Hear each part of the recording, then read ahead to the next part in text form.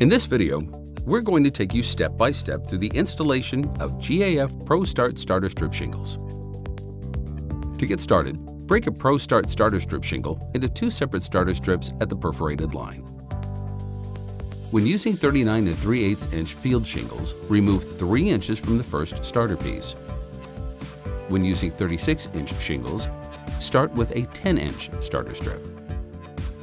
Position the first strip parallel to the eave, sealant side facing up, and toward the eave edge.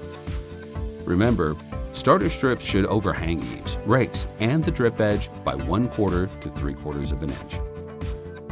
Starting 1 to 2 inches in from the edge, nail along a line 1 inch to 3 inches above the eave. Do not nail into the sealant. Place nails every 10 to 12 inches and the final nail 1 to 2 inches from the ending edge. Apply the second and subsequent starter strip shingles the same way. Always position nails so that they will not be exposed under the first course of shingles. Remember, the butt joints of the starter should not line up with the butt joints or the tab cutouts of the first course of shingles and will vary by application. For long eaves, a 10 inch to 12 inch piece of starter strip shingle may need to be installed periodically to adjust the offset. Along the rakes, position the first starter strips so that it overlaps the eave edge starter strip by 3 inches.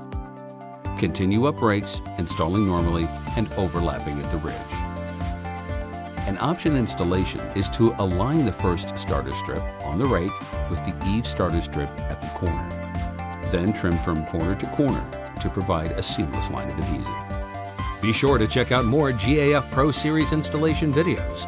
Good luck with your roofing project.